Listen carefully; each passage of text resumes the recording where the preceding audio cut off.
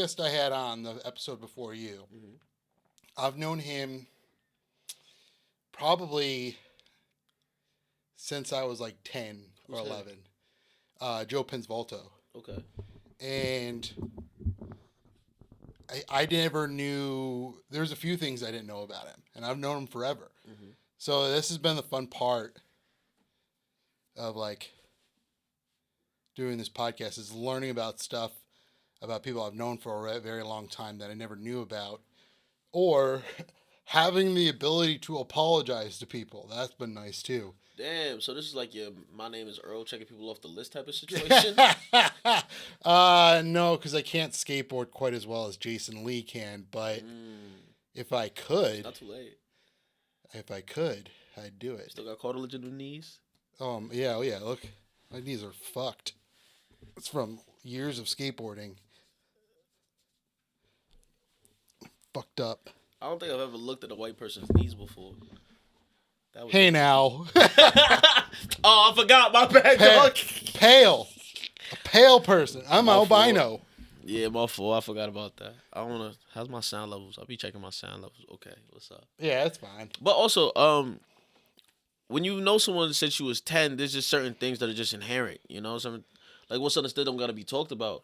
But like, what? I'm not asking you what did you discover about your mans, but like, how did you even go about asking these certain questions for a person that you've known for 20 odd some years? Just constantly, like, just asking the same questions I ask pretty much everybody. Is like, you know, where did you grow up? What was it like?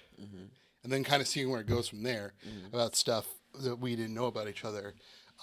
We did talk about old dead friends. That was fun.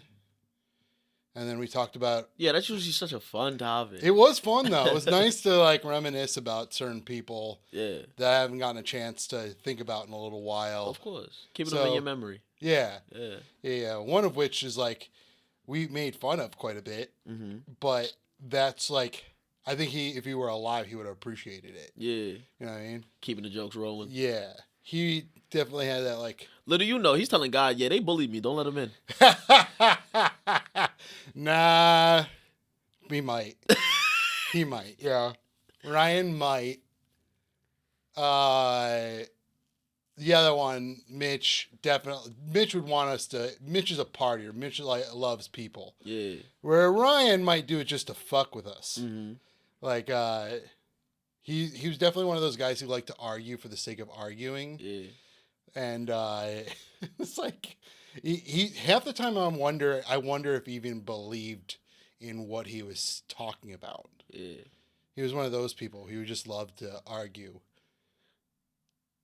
even if he doesn't believe the points he's even arguing. Maybe that was like how he found camaraderie with y'all. Was just getting y'all to a point of passion. I think so. Yeah.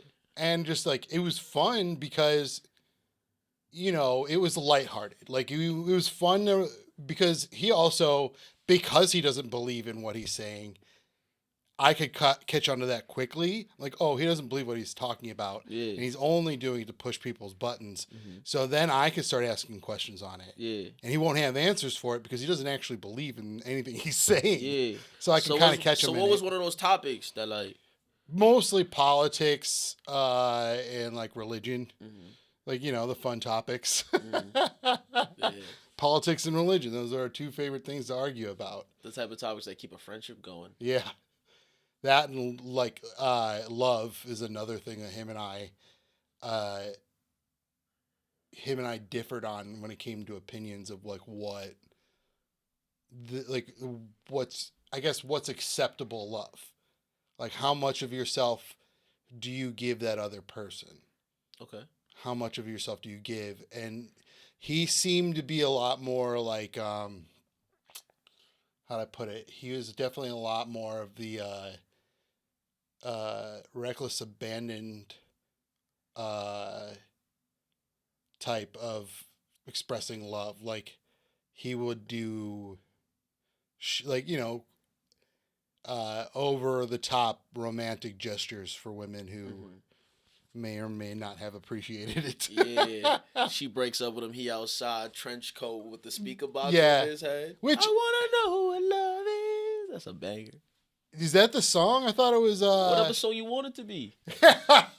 It could be whatever. I like that. Honestly, today's day and Ball age, with the balls. he knows I love this song. Yeah. Wah! I'm playing corn outside a bitch crib. Fuck your bitch. Fuck your wife. What song is that? Tupac, I think, right? Oh, fuck your bitch in the click you claim. Yeah. I think those are the At first, I didn't know where I was going. Yeah, I don't know. I was like, oh man, I don't know if I can sing any more lyrics than those. Those two. You stopped at the perfect time. Yeah. You're not minority enough for these words. That's right. I can't get past this. No, yeah. But okay, so he's that type of love where it's about the showmanship, right? So like, what type of love do you like? What type of love are you comfortable with, or expresses? I'm a very practical person when it comes to love. Like a '60s father. Kind of. Yeah. Kind of. Where like, I might be a little guarded here and there, but like I like to think of myself as very practical. Like if I don't think it's working out, then you know what I mean? Yeah. Time to move. Yeah. But in reality, if that person shows up in the trench coat and the boombox, that person's not getting the girl. He's getting the cops called on him. Hey, you never know, man. So that's the thing. That's why women think chivalry and romance is dead, because ain't nobody doing the boombox no more. Niggas ain't on eBay like they used to be. Yeah, but then they get accused of stalking. I mean, trespassing, B&Es. Man, I'm about to be outside of Shorty's house with a JBL. You want to show me what love is? Yeah, I'm about to show you, baby. I want to know what love is. Yeah, you thought I was done? We playing Sexy Red outside your crib. You twerking in the crib and you mad now. And I want you to show me poop. Yeah, twerk outside that window. Let me see something. That's where the poop comes out. Not a toot. I don't care. If I'm playing to speak outside Shorty crib and she far, I'm there. I don't care. You don't care? I don't care. I'm riding. I wouldn't care either. I think that shows like that's a true woman. Mm-hmm. You know what I mean, that's somebody who's willing to like show their true self. Yeah. And that's the kind of person you want to be with. Yeah. Not this like. What type of person you want to be with? If I knew that, I'd be with them. No, it's not that easy. You could have the idea of what you want, but it's just not available. Or that person ain't found you. I guess I don't like putting those kind of like expectations or like rules, and I'm set against rules when it comes to love. Mm-hmm. As practical as I can be about it. I think it just varies from person to person. Like a quality that would probably not be so great in one person is amazing in another. Mm-hmm. Like, so, sometimes we complain about like one person was too clingy, and then next thing you know, the next person you date, they're too distant. Yeah. You know what I mean? It's like, and if there's no like, it's almost like there's no middle ground, but it just kind of varies from person to person how much like how much involvement do you want from them and response. Like I recently had to call off a relationship.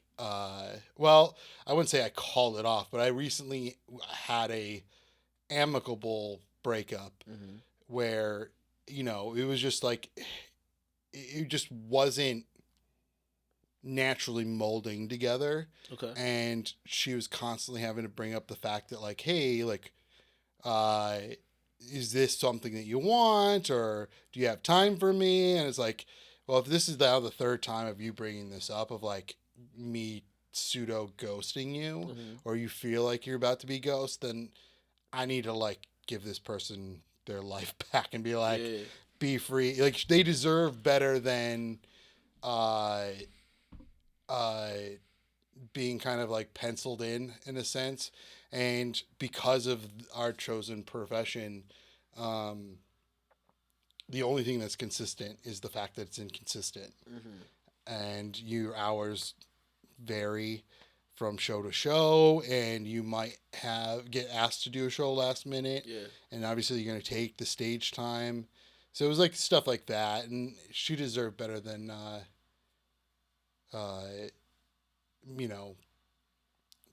whether or not she was gonna get a text or whatever. But even with that, it's like I think there is one rule that you are looking for is in a person that just understands that you take your craft very seriously and respects that. So that is a rule. I mean, she did. That's the thing. She respected it. Yeah. Like, but I think it kind of. I think it. She respected what, and she's like, you deserve to focus on your work. Mm-hmm. So she respects it. I just think it just didn't mold well with her. You know what I mean?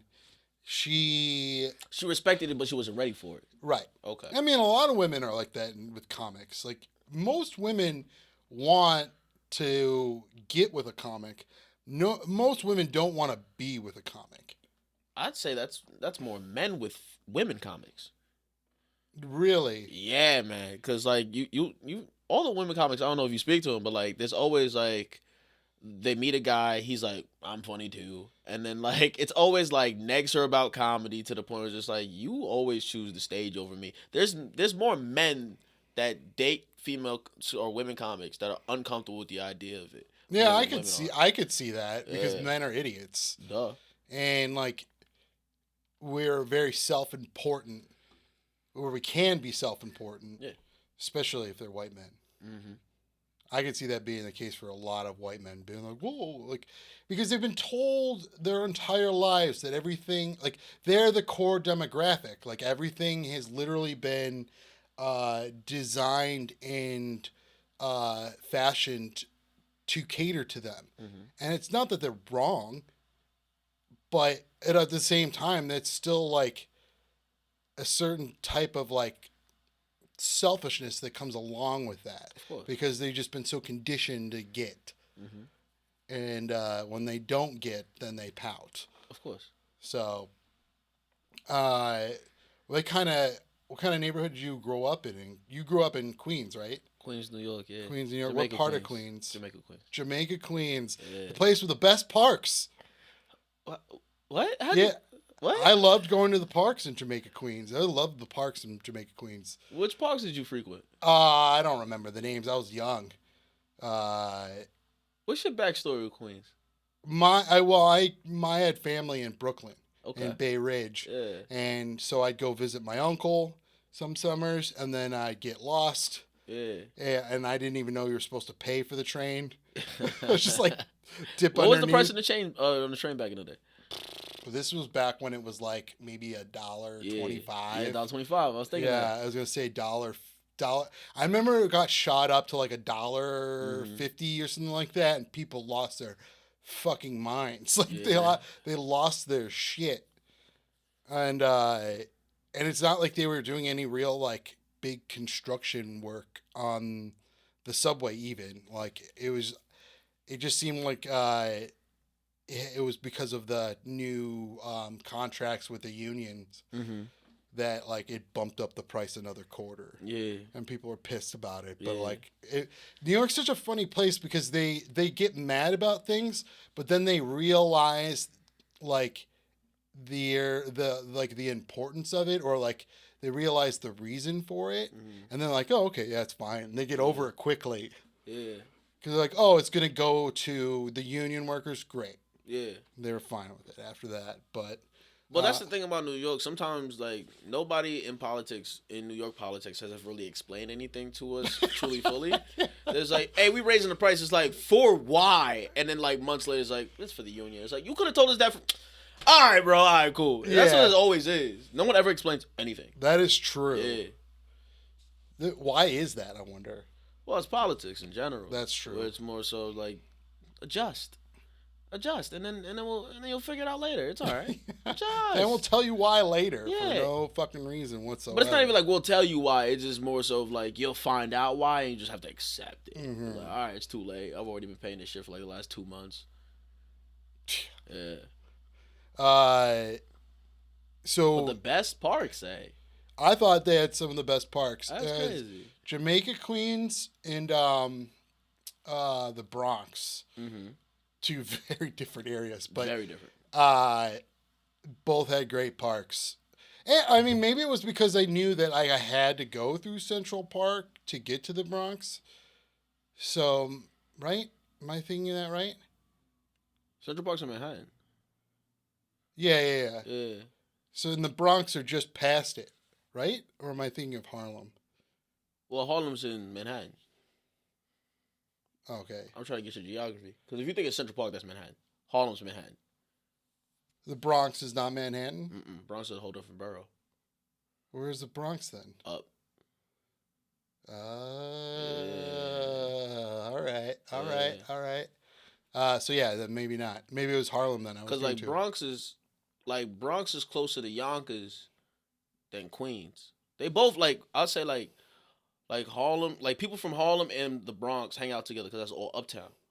So you think uptown for real? Yeah, I guess just uptown then. I guess.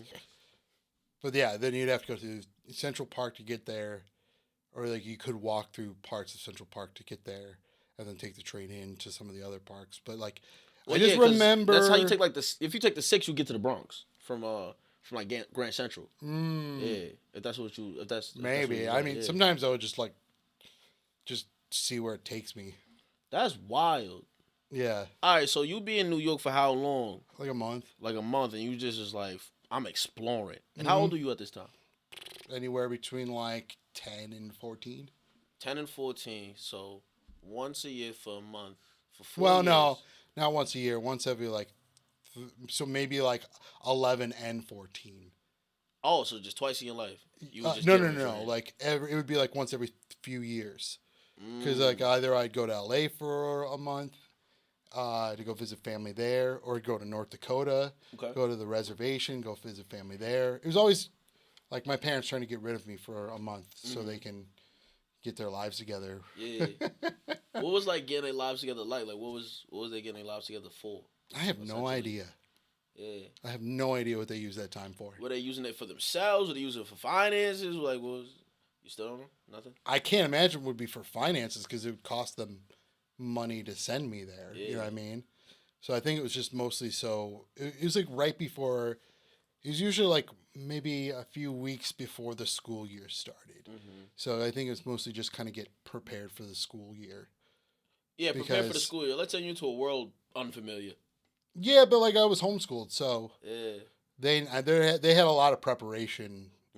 And I'm sure there was like classes they had to go to in order for like the new curriculum. Oh, that was like they lock in time. Okay, so that's what it was for. It was maybe I don't know. The house so they could lock in. This is speculation. Yeah, this is pure speculation. I mean, they're alive where I can ask, but I'm not going to do that. Are you afraid of these conversations with your parents? Yeah. Why so? Because I just know that it's going to be a long, drawn out answer, and I love them, but I don't really need to ask too many questions for them to talk. Yeah, I just say hello and they go. Yeah. But then if you had questions, you'll get the answers.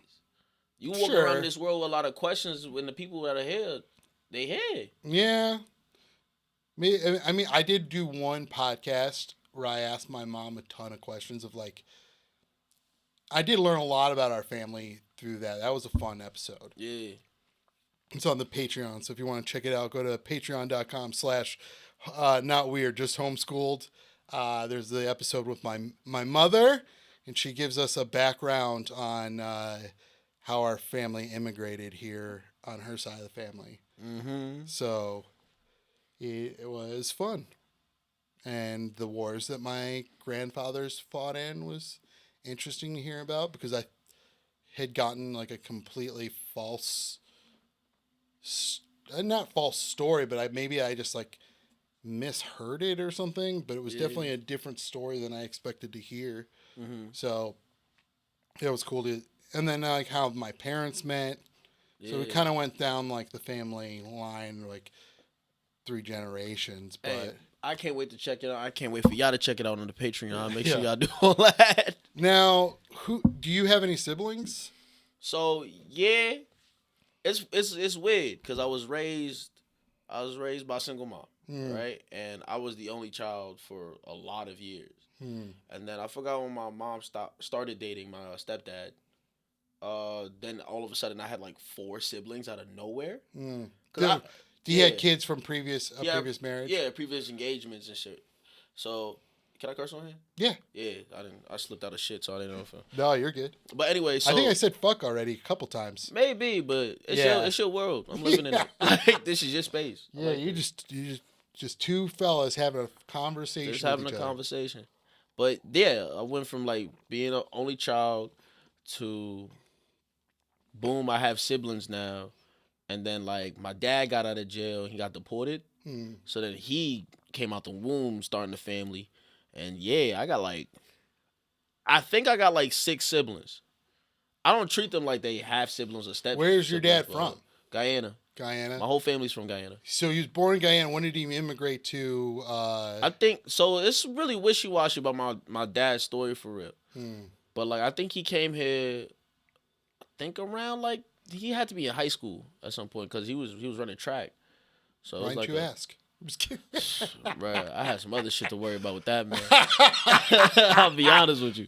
But yeah, so now I got like 6 siblings. I only get to talk to the ones on my stepdad's side. I'm very close with my the second oldest, which is Jalen. He just graduated culinary school. Oh, Culinary Institute of America, like the #1 culinary school I think in the world. So yeah, man. Going for them Michelin's. He is, man. He wants his own speakeasy, you know. And that's awesome, man. I'm excited for him. He is in and out of like Michelin star restaurants. Just like, bro, he's doing his thing. I'm like so proud of him. And then like you got like my other brother Jordan. He in school now. AJ, me and AJ, he my little brother. He loves wrestling. So I bought like Peacock just so we could watch wrestling together. But then like my schedule got kind of crazy. So then like he did some petty shit. Like he made 2 accounts for himself on the Peacock. And then he made 1 account for me that just says account holder. Pissed me off. Pissed me the fuck off. That's hilarious. Bro, he's so funny. Like, we'll be watching like wrestling and he's like, look what I could do. He just started doing backflips. It's like, whoa. Like, nigga. Yeah, that's wild. Yeah, it's crazy. How old is he? Like 18? No, whoa. No. He like, AJ gotta be like, damn, he gotta be like 9 now. Oh, that explains the flipping. Yeah. Jordan, I think you mixing him up with Jordan. Jordan in college now, he gotta be like 19. Yeah. And then my little brother who graduated, he's 22.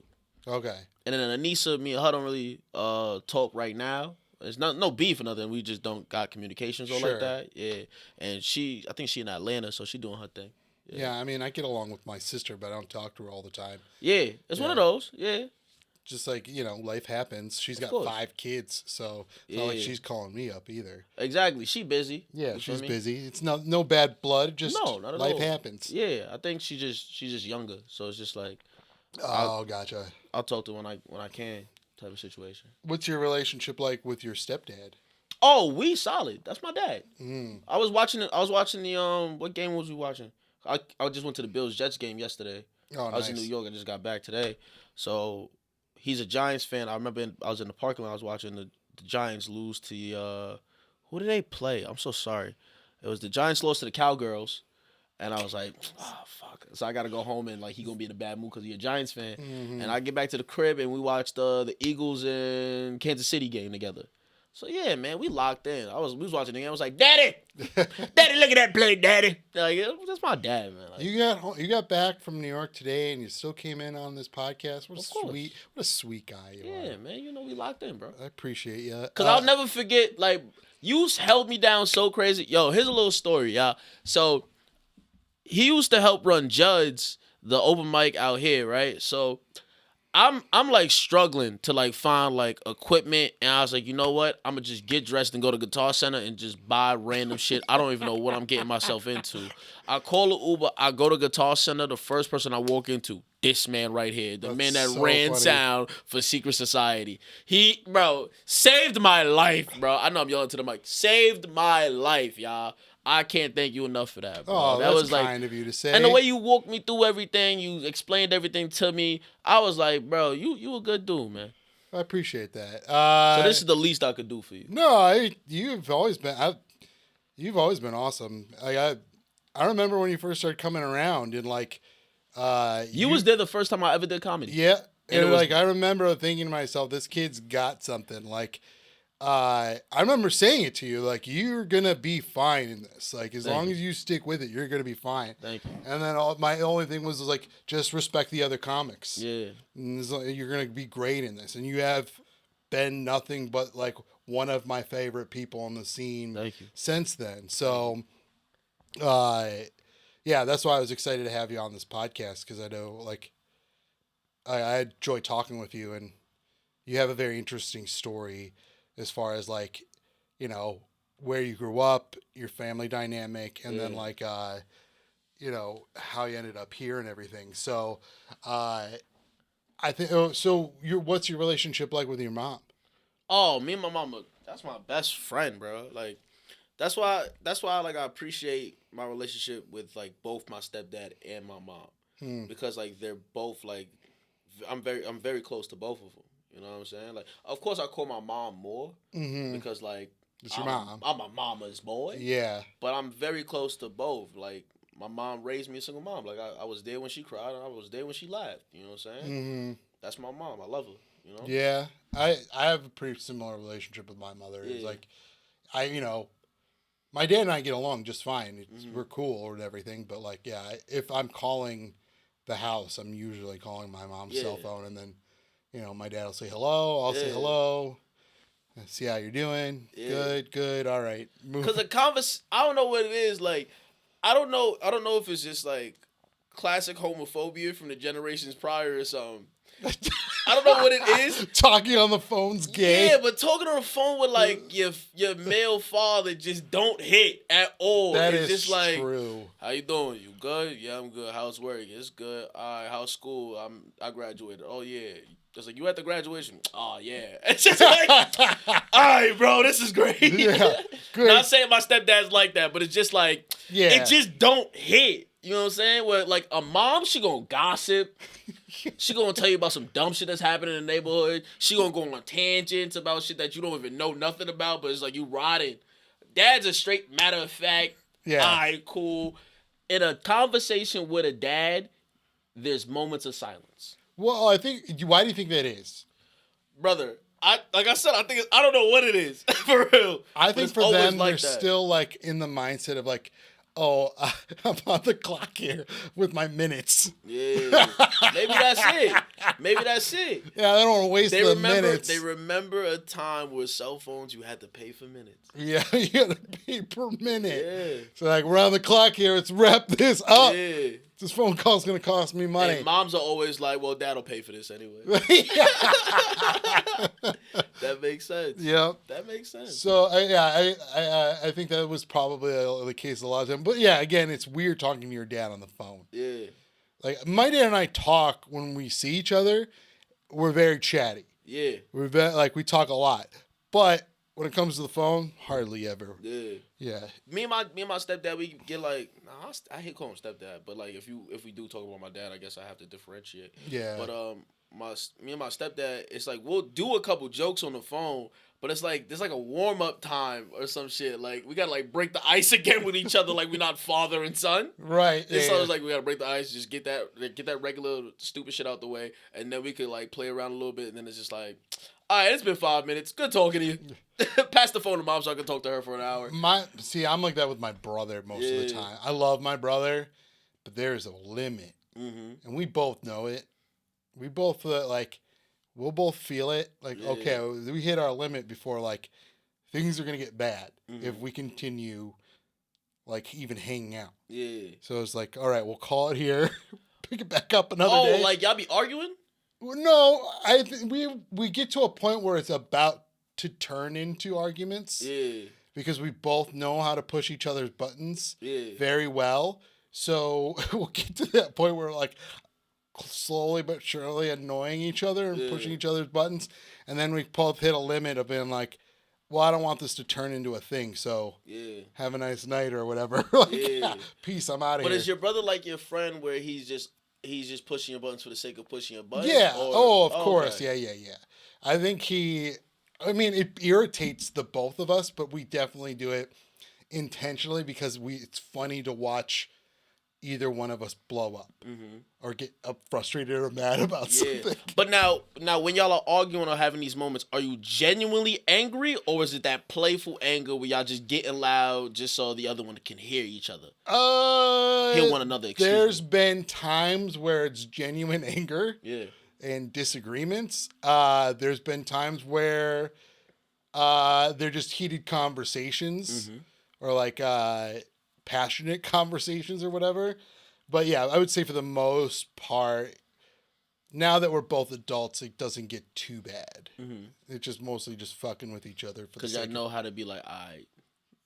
Yeah. Skittish. Like I even stayed with him when I was out there for my cousin's wedding. Oh, where's he at? My brother lives in Los Angeles. Okay. He lives in like the Redondo area. So when you used to go to LA as a kid, was he with you? No. I was born there. Okay. Ooh. I was born there and then I was raised here. Okay. So, yeah, and it was like I was born in like Mission Hills, which is like in the valley, but my brother doesn't live anywhere near the valley. Thank God. Redondo's cool. I like Redondo. It's probably one of the few areas in Los Angeles that I can legitimately say like I enjoyed my time there. Like it was cool. Like it's pretty chill. It's laid back. They got a cool skate park. They have like a brand new skate park that's so awesome. Yeah. And then the surf there is not bad. Like it's nothing too crazy, so it's fun to surf. Yeah, it's like where like all the people who like move to LA to try and get into the industry, like the entertainment industry, and there's like it just never happened, but they're not jaded or bitter about it. They just moved to Redondo. Yeah, like they appreciate the experience enough to be like, I'm gonna go surf. Yeah, and they're like, you're still in Los Angeles. They're still in like one of the most beautiful states in the country. So it's like, who gives a shit? Like, sure, it's better to try than say coulda, woulda, shoulda. That's what I tell everybody. I'd rather die trying than die going coulda, woulda, shoulda. Man, I got a great album from a rapper from Queens for you. Get rich or die trying. Get rich or die trying. So all of you lived in that an apartment? No, we got a house. Oh, in Queens. So when my grandfather came out here, the story gets a little shaky based on like how the family tells it, but it seems like my grandfather came out here first. And my grandma was taking care of the kids in Guyana. And then they bought a house I forgot what it's called out there. It's not a townhouse, but it's like a... Is your mom from there too? Yeah, my mom's from Guyana. Oh, I didn't know that. Like I was the firstborn here. Oh, so you're first generation. First generation. Damn. Yeah. So they got a house in Brooklyn, and then they lived there for... I think my mom even graduated high school out there, and then they came to Queens. Or something like that, or halfway through high school, then they came to Queens. So then it was like, at one point, it was like my grandfather, grandma, my uncle, my other uncle, my aunt, my mom, me in the house. So 7 of us in the house at one point. And then, like, life goes on. My grandmother passed away. My grandfather moved to Florida. Then he remarried. And everybody just grew up and moved on. My mom bought the house for my grandfather. So then it was just like me and her for a little bit. Then she met my stepdad. No, me, her, and my aunt. Then my mom met my stepdad. My aunt moved out. And then I moved out to go to college. And then my little brother, Jalen, moved in to go to my same high school. And then he also went to college. So sometimes I forget about Queens that there's like legitimate houses in Queens. Where like there's parts of Brooklyn where you can see that. But it's mostly like Bay Ridge. Yeah. Like the blue collar areas. Yeah. But that's the thing about Queens that like my uncle broke it down to me. My uncle was like, growing up, like he was the hood messiah. You know what I'm saying? Like highly respected hood dude. You know what I'm saying? So, every borough has one. Yeah, but like he was that guy. You know what I'm saying? So everyone, there was certain times where people thought I was gonna be like that, and I was like, I'm ready. And it was like, nah, we need you to go to college though. It was like, what? Oh, come on, give me the gun. Give me the gun. Nah. Give me the goddamn gun. But like he was the hood messiah, and he was like, he broke it down to me one time when he was smoking. He was like, look around, look how beautiful these houses. I'm like, yeah, the houses is beautiful on the outside, but on the inside, they all like, everybody living how they live. He's like, cause Queens ain't supposed to be a hood, but it's just a bunch of hood niggas here. And I was like, damn. And it dawned on me, I'm like, because we all got the house, but we all struggling. You know what I'm saying? So Queens was just one of those places where everybody just had enough to buy the house. Right. And that was it. You feel me? Yeah, no one's going on lavish vacations and shit Nah, like vacation. right. What? What are we talking about? We got our mortgage to pay. My mom said to me yesterday because we was all talking and shit, and she was like, yeah, you would always have extravagant like Christmas lists, like you didn't look around and see that we were struggling. And I was like, I'm a kid. Like I didn't notice that. You know, as a kid, you don't notice you struggling. You just here with it. You know what I'm saying? Yeah. Because you have a childlike brain, so I didn't know this shit. What are we talking about here? But then we started making renovations to the crib. When I went to college, I came home. My mom got one of them automatic trash cans, and I was like, oh, this is what better looks like. This is what one happens. One of them push button trash cans? Yeah. I was like, oh, I get it now. I'm surprised you didn't get like the one where you can like wave it open. You think how much money you think we? I went to college, dog. We didn't have that much expendable cash. Open. Yeah, she started to pay for my room and board. You feel me? Yeah. All she didn't have to do was feed me. That was feed me money. That was feed me money. That was the press the button trash can. That was crazy. Now she just feeds the trash can. Now she feeds the trash can. Yeah. When you're younger, you don't think about like in terms of like how much money we have. I actually thought at one point we were poor. Mm-hmm. Yeah. Because my parents would constantly say like, "Oh, we can't afford this. Yeah. We can't afford this." And then I watched something on like TGI Friday. Yeah. And for like, you know, Boy Meets World and all that other Step by Step. And there was like a scene where one of the kids was like, "I can't go do that school trip because we don't have the money." Yeah. And that's when they realized like the kid's poor. And I was like, yeah. "Oh. Yeah. We're poor." Yeah. Yo, the fact that I learned so much about myself through 90s TV. Yeah. Oh, or like how to live life through 90s TV. But that's how you know, because mind you, we shouldn't be watching the same TVs. That's how you know I'm poor. Because like, I'm watching y'all TV because that's the free channels. Well, that's all we didn't even have a TV in my house until I was 11. Y'all got them episodes new. You know what I'm saying? That is true. I got them shits repackaged. That's true. You're watching reruns. I'm watching the reruns. You get what I'm saying? Like, I was like, oh, and that was so crazy. You perfectly explained that. It's like, yeah, man, like you learn so much about watching the 90s TV. And it dawned on me, I was like, oh man, I'm watching these in modern day. That's not good. Like, oh, we doing bad.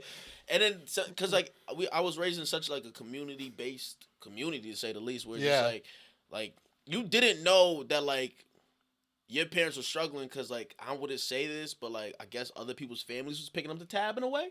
Where it's just, like... What do you mean by that? I don't even... And then more so, like, put it like this, like, maybe that sounded eerie as hell. Yeah. That was weird. And I'm sleeping here tonight.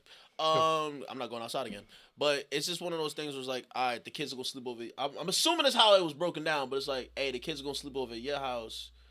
Take care of breakfast for them, you know what I'm saying? So the next time they stay over at my house, I'll take over breakfast for them because, you know, for me, I'm not saying that's how it was, but that's how it was coming off. We just all took care of each other in that way. We just fronted the bill for each other. Ain't nobody was going door to door asking for brown sugar. It was more so like, hey, y'all hungry? We got dinner. You know what I'm saying? Like, we going to feed the kids. And then next time you feed the kids type shit. Yeah, they trade off the schedule, you know what I mean? Yeah. So it wasn't outright, but, like, that's what it came off as like, a community should be. That's how it was when I would visit, like, the reservation where, like, you know, you would have, like, lunch or something at your auntie's and then dinner at, like, you know, your cousin's house or whatever. So you're just constantly bouncing around. But for us, it was mostly just family. Like, you're just bouncing around different family. But it was kind of the same thing. Yeah. Where, like, everyone's kind of, you know, I guess taking on certain duties or whatever. Yeah. But... We had a block full of a bunch of kids. There was like 7 of us in my block. Like, everything about us was very 90s-esque, but we was raised in the 2000s. You know? We're one of the last... I would say my like, group of friends is probably the last kids that, like, were raised like that. You're the last generation of fire drill kids. What's that? Where, like, you didn't have to learn how to do, like... Because now it's kids learn school shootings and not so much fire drills. Where we learned more fire drills than school shootings, or like what to do in a school shooting. I never had a school shooting drill. Same, yeah. Well, I went to public school my first 2 years, like so. I'm not a Gold Star homeschooler. I'm more of Damn, y'all got quality. So what you like a bronze? I'm bronze. I did kindergarten and first grade in public school, and then my parents pulled me out after that. But I don't remember ever doing a school shooting exercise. Damn, your parents is really Native Americans. It was like we can't even trust the white kids. Well, I grew up in Parma, so they were probably worried. They're starting to see all this ICP shit popping up. Yeah. They're like, nope, not my kids going out in whiteface. Yeah, these kids doing black whiteface. Yeah. Hell no. They're like, don't know what to make of it. They're like, is it racist? I don't know. Split decision face. I don't know what this is. Decision. It's like pseudo like kiss makeup, but not at all. Yeah. So kiss makeup with blonde hair. Did you frost tips is crazy. Frost tips. So nasty. Oh my god, yeah, that was the look of the spiked hair, the frost tips. Holy shit. I can't believe that was a thing even. Did you ever wear Janko jeans growing up? Jankos? Nah, it was more like the what's that one brand? NC? ENYCE? Oh, okay. Yeah, academics. Yeah, stuff like that. Nah, I never had the Jankos. I was trying to get into Jankos now in life, but nah. Were you a Jankos guy? I tried to be. Yeah. But I went to the store and tried them on. Ooh, Mecca was big for me too. Mecca? Mecca. MECCA? Is that the one with the rhino? No, that's Echo. Echo. Mecca was big for us too. I remember Echo's Mecca. not too much. I remember Mecca now. It was more like jerseys and shit, right? Yeah. Big ass t-shirts. Yeah. Yeah. And G Unit merch. Oh, of course, G Unit. Yeah. I missed the G Unit train. Oh, you wasn't in Queens long enough, my brother. It was amazing. Oh, that G Unit. I missed the G Unit train. Yeah. No pun Because I'm intended. from the same hood as 50 and them. So it's like. That's true. Oh, brother. It was an era. I had Jay-Z. Brooklyn. Yeah, man. He got Rockefeller like later. You had 90s Jay-Z when he was just like. He was always cool. He was figuring it out. Yeah, he was always cool. He was out there finding himself. Yeah, he was just like an individual though. He wasn't like team player Jay-Z. Yeah. When he had like Rockefeller. Yeah. Yeah, I didn't really do the Janko jeans thing because like I went and tried them on. And like I came out with the big fucking. These things were sweet. It had like the blue and black line down the side of them. It had the big like bell bottoms that really flare out. Yeah. And then the flaming 8-ball on the right pocket. Yeah. And the right rear pocket. And I was like, oh hell yeah. Yeah. And I came out and my dad was like, you look like an idiot. Yeah. And so I was like, all right. Going back to get the same Levi's 505s. Yeah. So being homeschooled, do you feel like your parents had a large influence on like how they? Of course, they had a large influence on how they shaped you, but like, was your peer pressure only from your parents?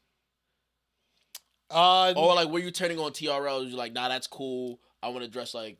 I didn't really. For some reason, I want to say Carson Daly, but. I honestly didn't have to deal too much with peer pressure. Mm-hmm. I would say the biggest peer pressure that I actually like experienced was through the church. That was the biggest peer pressure, I'd have to say, because I mean, even then I was of my own volition that I did almost everything. Like I didn't have to go. I didn't have to be there.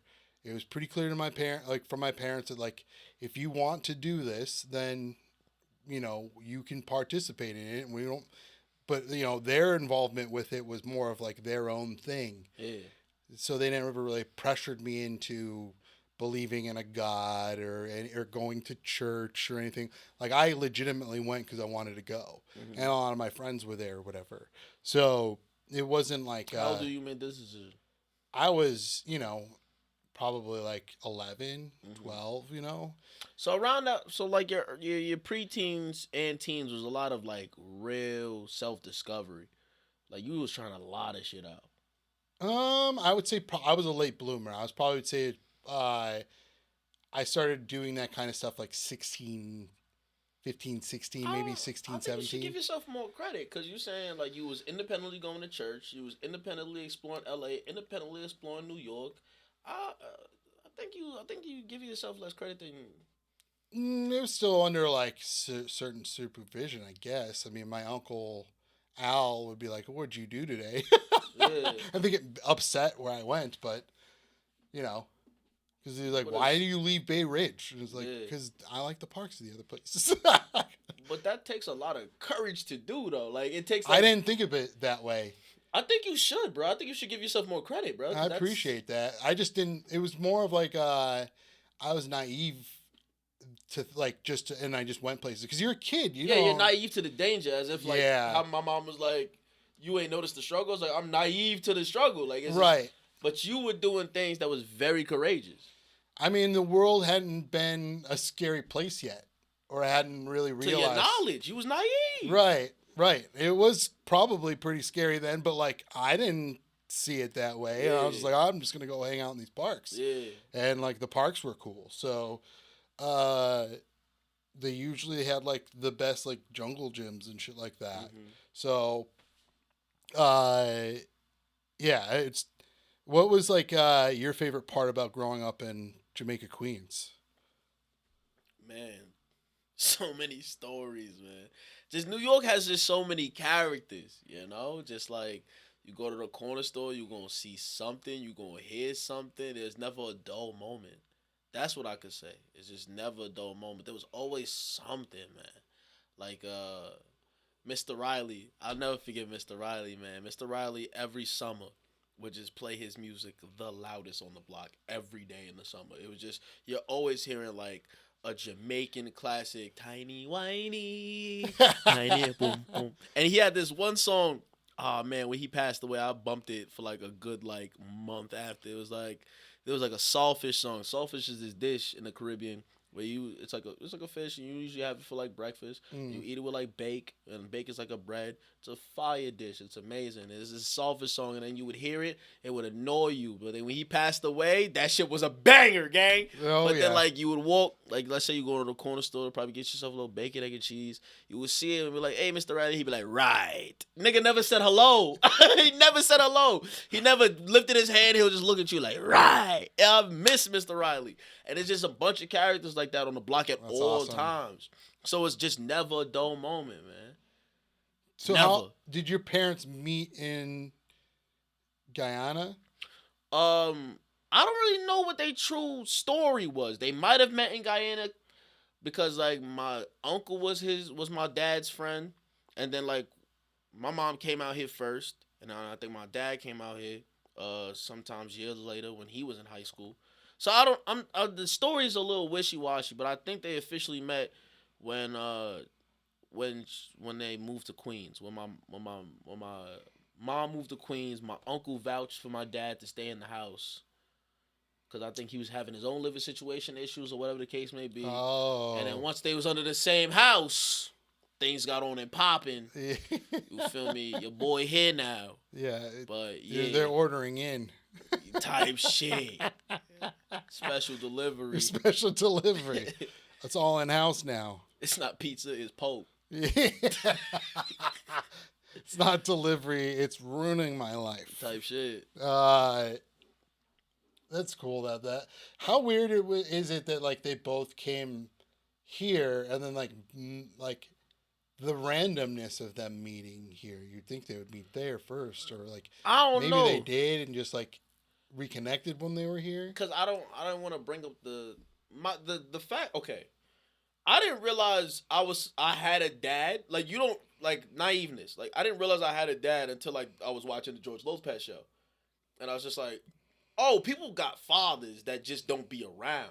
Yeah. Because you see a show and it's just like, okay, father's there.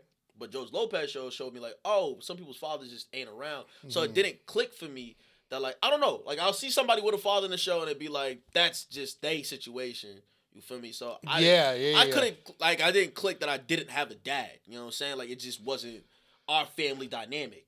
It was weird. It was just weird. I mean, why do you think that is? Because of the family dynamic or just because of the community? probably an all-encompassing thing where it's just like I wasn't focused on the fact of missing a dad because I had like more than enough uncles and a grandfather in the house. Gotcha. So it's just like me asking about my dad just didn't seem like something to ask about. It's just like I just guess that's not my situation. Right. You know what I'm saying? It's not like I learned where babies came from when I was 6. It was just more so like all right, cool. Like that's my uncle, that's my grandfather. Like dad. I don't know. Yeah. My man's got a dad. I don't know. So yeah, it was that. It was like that weird thing until like one day you wake up, he's like, oh, I don't got a dad. So then you try to like explain like how you got it, like where your dad at, and then they're like, all right, where could he be? So you're just like childish as hell. Be like, maybe he's a superhero. Maybe Yeah. Maybe he's off at war. Maybe he's maybe my dad in Afghanistan. Hey, I went to school like my daddy shot Bin Laden. Yeah. Hey, not dad. You mean patriot? Yeah, my patriot father. My dad Tom Brady. Well, also, but yeah, man, it's like did up that football type shit. But like the Flagate. But like, yeah, man, like it just didn't register for a long time. Well, I think it's funny that you and I have like a diverse cultural past, where like the idea of it being like the father, mother, grandmother, grandfather, aunts and uncles, like family dynamic is such a Western cultural thing that somehow it blended into our cultures so seamlessly that now that's how we expect, or that's how we think that the family dynamic should be. Yeah. So in a sense, you weren't wrong for not thinking like, I don't have a dad. Yeah. Like not even realizing you don't have a dad, because certain cultures, like in Native American cultures, you were more born to the community than you were like a set parent structure. Yeah. Okay, I see that. So and Caribbean culture is very much like that in a sense. Yeah, where it's just like these kids or these your nieces and nephews, they're just kids of the family. Right. It's not like one specific, because like actually in Guyana, a lot of my my aunts and uncles, or like my mom's siblings, they were split up in parts of Guyana. You know what I'm saying? So shit like that. So yeah, and it did feel like my dad was a secret. In a way. Secret agent man? Yeah, like secret agent man. But like, yeah, it felt like that because like I think there was a lot of responsibility on my uncle's shoulders for like vouching for a man who got his sister pregnant, vouching to his father that like, hey, this man should stay with us. Then he got his sister pregnant, her daughter, and he's just like, all right, we gotta feel me. So you gotta get out of here. So it's like a lot of weight on someone's shoulders about like my birth essentially. So yeah, it felt like my dad was a secret because I was going through a photo album one time. I remember looking at this photo and asking the family like, who is this guy? And like no one answered. I think like I remember it like no one answered. And then one time I asked again, like I think like a couple years later, and someone was like, that's your dad. And I remember like I pulled the photo album again when my mom came home or sometime. I was like, this is my dad. And she looked around like, who the fuck told this little? Like, it was like one of those. Like it's Voldemort being discovered? Yeah, it was like one of those. Now, mind you, my memory could be a little shoddy because, like, feel me, I was a kid when this happened. Sure, but I do remember the feeling of my dad being like a secret to me. Yeah, it was crazy. Yeah, I mean, it's so funny that, like, I feel like because, I guess... They were just trying to protect the child. Yeah, that, or just like culturally, we just like kind of behind on like being able to evolve to that kind of family structure. It was going to be a hard, like not a hard sell so much as it'd be like hard for us to understand it. And now it's breaking families apart or causing tension between families because of this Western ideals of how a family structure should work. And like, I just don't understand, like, when did it all change for us as a culture? Like, like I said, for Native Americans or like my dad's tribe, Ojibways, like you were born to more like, they wasn't even really sure who the dad was. Could have been anybody because, this person took on multiple partners. So it was like, you kind of got born to like everybody then, as opposed to, or you're born to like to the neighborhood in a sense. Yeah. So I think that like family, the term family, it can be described as anything you want it to be at this point. And I think that's a healthier way to live and to look at it than not having. You know what I mean? Yeah. It's not that you don't have, you just have other things, or you know what I mean? And thankfully you did. Like you know, you're saying you had uncles, you had your grandfather in your life. Like, was he like a very big like father figure in your life? I'm assuming He was the father figure. Gotcha. Cause like it was more so like that was old school Caribbean, but like just old school dad energy. Where it's like he came home from like grandma took care of the house. Mind you, she had her own day job. She was like a nurse or some shit. But she would take care of the house. She would cook. Grandpa would come in. You don't bother that man. He gonna go in his room. He gonna eat his food. Call it a day. And on the weekends, he'll wake me up, take me to Home Depot. I'm just around, you know. Yeah. He might wake me up, just shave my head, you know, just doing shit. And then like that was my time. My grandfather was like the weekend, you know what I'm saying? Yeah. And then like we'll watch the Knicks game and shit. Like yeah, you guys was running errands. Yeah, just that. Like I'm taking my grandson, we doing things, and that's it. Boom.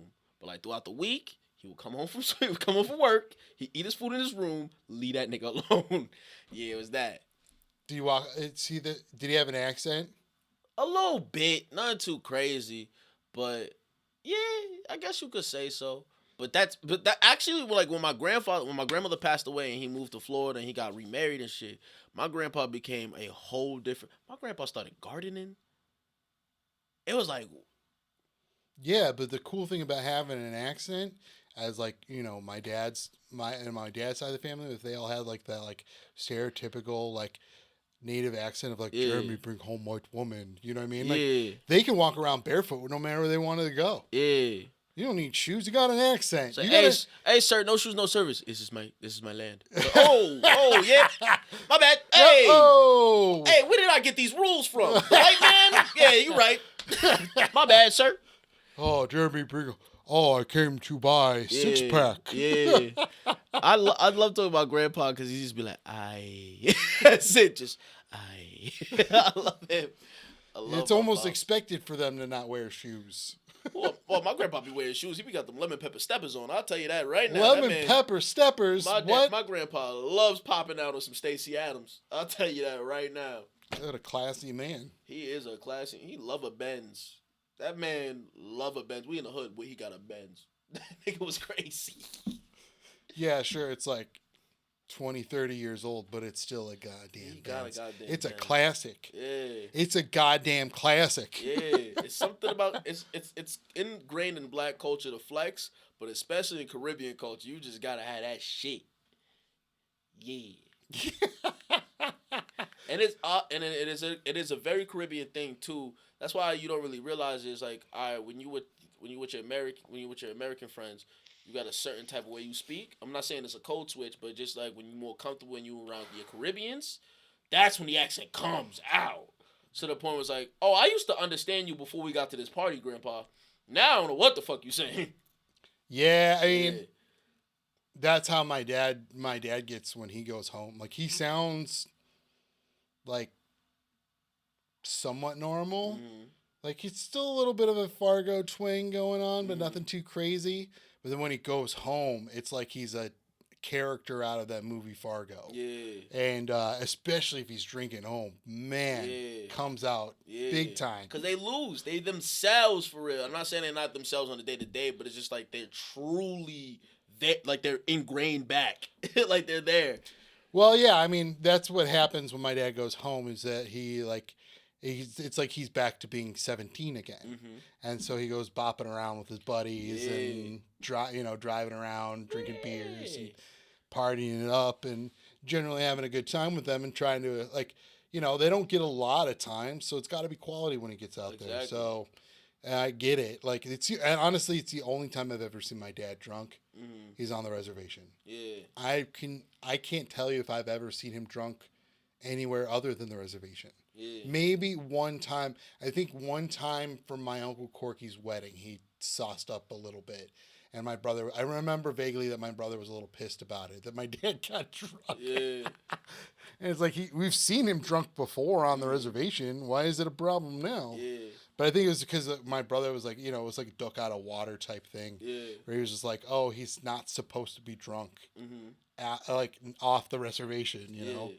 So, yeah, that's how it goes. I mean, my mom grew up here in Cleveland, so, she still like hangs out with all of her friends from like high school and stuff like that, where fortunately my dad doesn't, you know, I think my dad made a lot of sacrifices for his kids because he left his home, all of his friends, family, so he can raise us here amongst my mom's side of the family. I don't know if he would look at it that way, but he definitely did because, it's probably not easy to go from somewhere where you have a bunch of, like my dad was a pretty popular guy, and to go somewhere where you have almost no friends and your only friends are your brother-in-laws. Yeah. Which, that's how my dad met my mom, so it was through my uncles. So, but then here I am still talking about me. Trying to make sense of it all. Yeah, I mean, yeah, that's the fun part. Fun part about this podcast is just kind of just a conversation. I forgot we was recording this whole time for real. There's like certain moments I'm just like, there's a camera rolling. Yeah, that's how I like to. You got there a lot quicker than most people.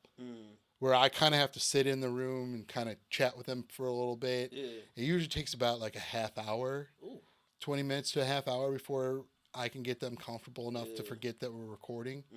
And then, but you were quick. I don't even think we hit the 5-minute mark, and you're like ready to go. Yeah, I mean, I think we have to thank comedy for that essentially, because my style of comedy is talking about like my family and my upbringing and all the things that encompass me, and trying not to be like narcissistic about it, but like just telling the story. Yeah, I mean, how this came about. That's why it's because you have such an interesting family dynamic and an interesting story. That's why it's entertaining, and people can relate to that. Like people relate to the family dynamic, whether or not you have like the the stereotypical family structure. Even if you don't have that, you still have someone in your life where you can relate that to. What caused you to move to Cleveland, of all places? So I went to college in Buffalo, where I met these two guys that had just started this sneaker vintage store. And mind you, the first time I saw it, I was on my way to interview at Payless. Wow. So I was on my way to interview at Payless. It was like, yeah, when I get this job, I need a place to shop so I could just stay fly. You know what I'm saying? Mind you, when I was in Queens, I was doing buy, sell, and trading just to like get a little couple extra dollars. You know what I'm saying? So I was very engulfed in sneaker culture. I was like looking up sneakers while like instead of doing my homework. And teachers knew that shit because teachers were like, "Oh, this thing got the new Jordans on, but you ain't do your homework last night." I was like, "Yeah, because I'm more interested in that." Slapping the bottom of the shoe. I used to lick the bottom of the shoe on some Fat Joe shit. Really? Yeah. When the Olympic 7s came out, he licked the bottom of the Olympic 7s. And I was like, whenever I get my hands on Olympic 7, I'm licking them. I did. Just to know the taste. Just to follow my man Joe's footsteps, you know? But I met those guys, and then I remember walking in to check out the shop, and I was like, I love this. Came in, gave them a resume. And I was the first person that ever gave them a resume. They were only open for like 2 weeks. I didn't even know. But like I just loved the shop. And so I went to school in Buffalo. While in school, I like was interning with them. And then like from intern, I became like head of sales. And then like from like head of sales, we started doing like videos. I started like becoming like this real marketing guy for them. I became like the face. I became the face of their shop. And it was fun. It was cool. I graduated college, and I asked him, like, so, like, do you guys got any plans for me? And when he was like, yeah, we want you to, like, stick around. It was, like, also, like, post-pandemic. So I was like, all right, I got you guys. I graduated in the pandemic. So. Didn't you guys open the store, like, right before the pandemic? This is the Buffalo store that we talking about. Oh, for some reason I thought my cousin Vintage. Oh, we'll get to that. Don't worry. I'm sorry. I got to give you the whole spiel so it all makes sense of why Cleveland. Gotcha. So, I would say like the summer of the pandemic, they started like coming to Cleveland like shop for places, and I was just like, all right, so I guess like they're gonna open a Cleveland store and then we're gonna figure it all out. So then once they did figure it all out, they was like, we found a Cleveland store. I was like, good for you, gentlemen. Happy for you, proud of you. They was like, we want you to run it. I was like, ownership? They was like, yup. Packed my bag and I left. So I left Buffalo and I came here as an owner of the sneaker store. That's really cool. Yeah. And I love the fact that like those guys not only gave you like a sweet opportunity, but also gave you ownership over it, which is such a smart move for them, because obviously now that it's, you know, yours too, you're gonna want to make sure it gets taken care of. Yeah, and you're gonna because I showed it before it was mine. You know, like I cherished it. I really loved being a part of this operation. I really loved the fact that these guys took a chance with me. I was the first person ever to get hired, first person to ever drop a resume, but I knew it wasn't the last. So the fact that they called me first meant a lot, man. I really love those boys forever for that. No matter what happens to us in the future, I will forever be thankful, forever love those boys, because that meant a lot to me, man. That's such a great story. I actually never knew that. Like, I never knew why you were, like, what the deciding factor to move to Cleveland was. Like, obviously I knew the store, but like, I didn't know the story behind you know, opening up the store and everything. And you're the face of that store for sure. What, of Cleveland? Yeah. Oh yeah, but that's how it was organized. It was like it had to be the groundwork laid in Buffalo to see, like, can he carry the torch? Oh, he can. All right, we can trust this kid. Interesting. Yeah, you're definitely the type of person that, like, given the interest and the will, like, you will figure it out. Yeah. You're very ingenuitive that way. Thank you. Like, you know, I don't even know if ingenuitive is a real word, but it sounded I liked right. it. Yeah, it sounded right. I liked it a lot. But it sounded good to me enough to where it's just like, I might get that tatted. Ingenuitive. Right here. Yeah. And then, like, but yeah, you've always been the type of person to, like, you're a quick learner. You're a smart, bright guy who, like, you given the task ahead, if it's something that you were passionate about getting to know, then you will figure it out. Yeah. Were you like that in college? I'll be honest with you. There was something about the opportunity of the store itself that kind of made me say, fuck college. Like, of course, I got the degree and did all the bells and whistles and shit, but it was like, I learned so much more in that storefront than I did in actual college. Only thing college taught me was what the jargon was.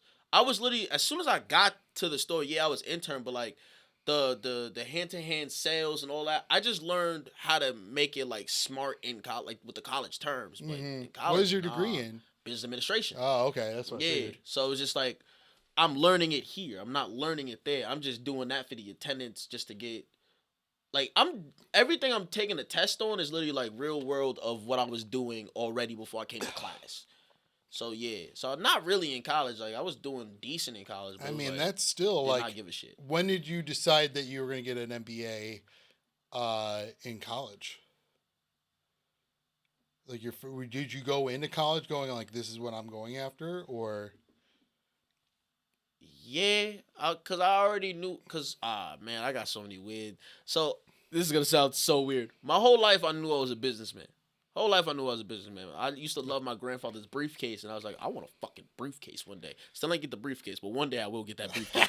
So I knew I wanted to, like, be a briefcase type of guy, and I knew, like, my mind just was always equipped for business. Cause, like, even like the homies would, like, do like little like ideas about, like, lemonade stands and shit, and, like, you know how hard it is to compete? Like, all right, we wanted to do a lemonade stand, but there's like a corner store on the top of the block. Ain't nobody buying no little lemonade when they could just get an iced tea from, like, Arizona for $1, nigga. Like, ain't nobody give a fuck about what you got going on. Like, all these ideas that we had and shit. But, like, it all started there. So I always knew I was a businessman, but then I got into, like, junior high school, and I was like, I'm really into fashion. I always wanted my own brand and whatnot. So then I was very conflicted on, like, do I go to school for fashion or I go to school for business? And in senior year of high school, for some reason, I got into theoretical physics. So I was really conflicted. I didn't know what the fuck I was going to go to school for, but I just trusted my, like, life. Yeah, what a left turn. Bro, it was like I was watching mad Michio Kaku videos. Like, I think so, my professor, because I went to early college academy, my professor showed me Pale Blue Dot by Carl Sagan.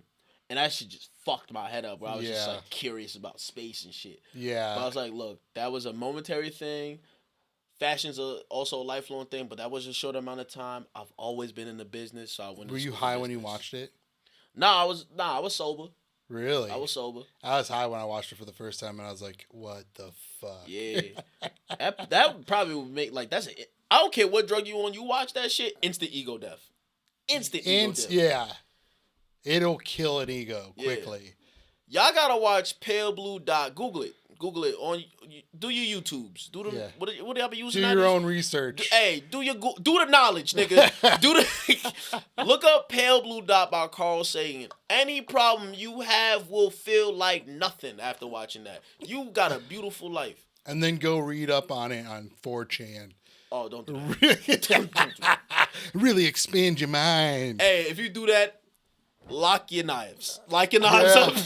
Because then you just gonna want to end it all after that.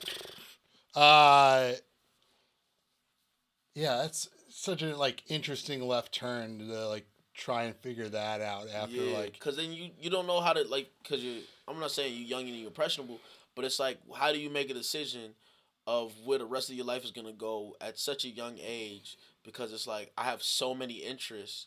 Which one do I pick? Yeah. I think I would have killed it at NASA. I would have killed it at fashion school. But I was like, just learn the ins and outs of business, because all of it's business. Life is business. Yeah. I mean, I think you made the right choice for sure. But like, yeah, that is tough when you're that age. You're like, what do I really want? Yeah.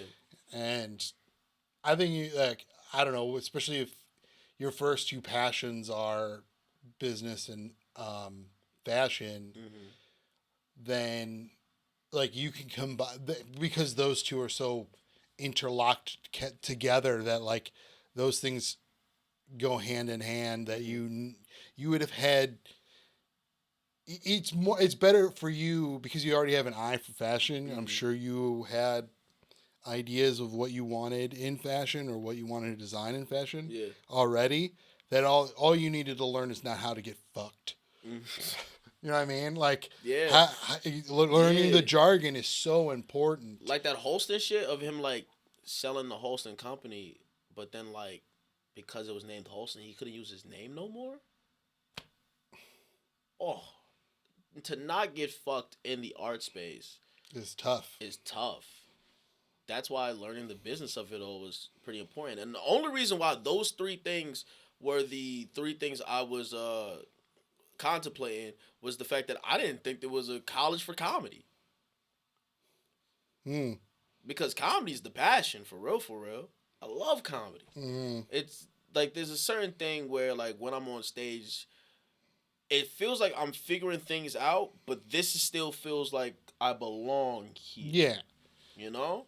So, yeah, I'm glad I discovered comedy when I did in life, because I was always such a big fan, but it just always felt like one of those far-fetched ideas. Yeah. Where it's like, that person can do that. Me? No. That's interesting that you say that, considering where you grew up, because like in Cleveland I had that very similar thought, but mostly because in my mind you have to be in New York or LA or Chicago to be able to do comedy. Because, you know, growing up, the only comedy club we have in town only booked the headliners' names on the marquees were only people who were from LA, New York, Chicago. Or it wasn't like where it is today, where, you know, anybody can come from different parts of the country. So like I didn't even think you could make a job out of it here, or like it was a job or anything like that. So it's like, okay, well, I'm gonna have to move if I really want to become a comic. Then I have to move to New York, and now it's so different that like you could literally live anywhere in the country and still become like a working comic. At the very least, a working. You just gotta be willing to hit the road. Yeah. Well, I was telling anybody, if you really want to become a successful Cleveland comic, you got to go somewhere other than Cleveland.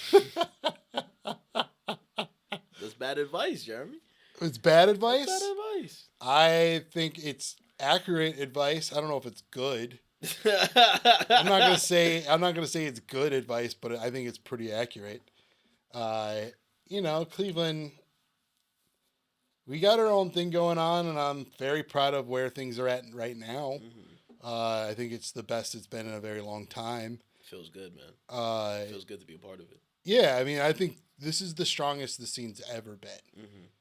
I mean, obviously I can't speak for generations before me, but in my recollection, that there's more good shows now than there's ever been Mm-hmm. because of such strong like bookers, promoters, and marketers of comedy here in Cleveland, like between us at Secret, you guys, uh, Connor, uh, what's her name over Leah over at Snowflake, like there's like a legitimate like it. There's a demand now for it Mm-hmm. that had not been there before. It was like almost kind of like pulling teeth to get people to go to shows. Yeah. Or like you expected a show to do well for like the first like few weeks of it, Mm-hmm. 3 or 4 weeks of it, and then you knew it was going to die off Yeah. quickly. It felt mostly like a cash grab Mm-hmm. than actual comedy shows for a while. Even though that was the intention. Everyone's intention was to make a good comedy show or to have a following at this place or whatever, or this venue. But it just never panned out because of the It lack definitely of sounded production. like snake oil salesman type shit. It really Like, it was was. like, hey, we got this show, you're gonna love it, and all right. Yeah, here's so and so with their abortion joke Yeah. for people in their 60s, and you're in the darkest part of the room and talking into a mic that's barely like you can barely hear what anybody's saying. It just sounds Yeah. like wah wah wah Yeah. wah wah wah wah wah. Yeah, it sounded like the dog ages before It for a was. while. You would think that like And our scene now isn't even like perfect by any stretch of the imagination. But you can, I wasn't there with y'all in the past, but you could tell there's like a certain feeling, a certain energy that like everybody has. yeah, I think that like because It's an excitement. I think that the I guess the big names of doing it now, I guess, like we had given people a pretty good idea of a blueprint Mm-hmm. of how you can do this Mm-hmm. and how important it is to have at least just the bare minimal of production value. Like Mm-hmm. you don't really need uplighting. You really just need a good microphone, a decent speaker, and a spotlight, Mm-hmm. and that's enough for you to run a pretty decent comedy night in a room that's wide and shallow Mm-hmm. with a low ceiling. And it's not like any of us are really doing anything like even that original as far as like comedy shows are run, because we're all reinventing the wheel. Mm-hmm. Because it's a proven method that's been used for decades upon decades now through like places like New York, Mm-hmm. places like Chicago and LA, where like they have that format of how a comedy room is run, and it's very like Shakespeare-ish, you know, theater in the round Mm-hmm. type feel to it. So, uh, or semicircle, if you will. Yeah. Uh, I'm really proud of where things are at now. Now my involvement and my future in it is still kind of up in the air as far as like What do you mean by that? I don't know. I'm not going to get into specifics right now, but like it could be I could be taking kind of a more, I would say maybe a more background role in things Mm-hmm. than for the time being, Mm-hmm. and I'm excited for that too, because I think that like I don't know. I think that I need to find myself in this, and you know, and I need to, I guess, find my own agency within it, and that's going to take time and reflection and, seeking it out. Mm-hmm. I've had to go through a lot for the last couple, well, not even the last couple of years. This past year alone has been like the most topsy-turvy point of my life. A lot of shifts, man. A lot of shifts has happened, and like some of them, most of them good for the positive. Actually, all of them for the positive. I feel pretty good about where my life is at. That's good. And which, yeah, it's great to be in that position, but there's also a lot of uncertainty with it too, which makes me uncomfortable because I've always been like, all right, here's the goalpost. Run towards the goalpost. Where now I kind of feel like there's like 9 different goalposts, and it's just choosing which one I'm supposed to run at. So we'll see how it all kind of unfolds in the end. So what's your method of narrowing down the goalpost? I don't know. Time will tell. Yeah. I don't have an answer for that right now. It's going to be interesting to listen to this, like, maybe sometime this time next year, listening to this and being like, wow, what a confused child. Yeah. Well, that's comforting for like a person like me, because then it's just like, we'll all figure it out when the time is right. And then after you figure out what you think you figured out, there's going to be another set of things to figure out. It's always a all encompassing, like, isn't there? Well, it's all a game. It's all a game. How old are you? 27. 27. So you're a very young man. Tell that to my spine. But like, isn't it funny that like there's certain people that there's certain people that show you that like age is sure a factor, but like you will figure your shit out eventually. As long as you strive to figure that shit out. Yeah. Some people, it happens sooner in life than others. Like I look at an example of like a guy like Mark Maron, who really didn't get his shit together until his mid-40s, maybe the mid to late 40s, and was a complete mess. And like he was a good comic, but he had no direction, and he had no like focus on anything that really where he wanted to go with things. So now seeing him now and him being like, one of the guys, or like, one of the, I guess the upper echelon of older comics, is funny to see because, there was such a long stretch of time where, he could just disappear at any moment. And it's kind of like, it kind of looked like at some points that's where it was going to end up. And he still persevered through all of that. And still figured his shit out even in his like later in life. Granted, he's been doing comedy since he was like 19, but still that's close to 21 years of him kind of just aimlessly running around. So you can tend to gain yourself a reputation in that amount of time. And I mean, look at the kind of like, I guess, reputation we've created for ourselves just from Cleveland in the short amount of time we've been doing. And to double that up, or, the way Maron had, oh my God, I can't imagine what his reputation was like before the modern version of him. That's how I feel about a lot of comics. It's like, imagine if he was a fly on the wall for those SNL 80s parties, dog. Oh my God. The fact that any of those people got anything accomplished in their lives is a miracle because of the amount of partying.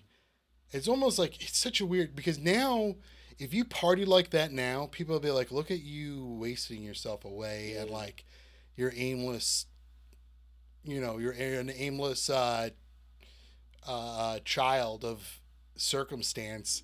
And now, like, nowadays, like, you'd be frowned upon, where then it was like, oh, that's just what you do. You get to a certain point, you party as hard as you can and hope that the thing doesn't fall off the rails. And it can at any moment. I mean,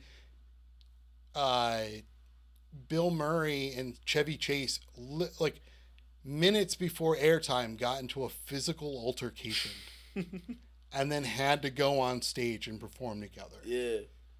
And they didn't talk for a few years after that until like their first interactions together was that scene in Caddyshack. That's That was crazy. the first time they had seen each other in like 2 or 3 years. Damn, I didn't know that. And I heard about the fight. I didn't know that was the next time seeing each other was Caddyshack. Yeah, they didn't talk after that. They didn't have any relationship. And Bill Murray's brothers were still friends with Chevy. Yeah. So, Because, you know, the group chat was popping. It was like, yo, how your bitch-ass brother doing? So, yeah, it's interesting. Like, yeah, Bill Murray's brothers would still go golfing with Chevy Chase and shit like that. Yeah.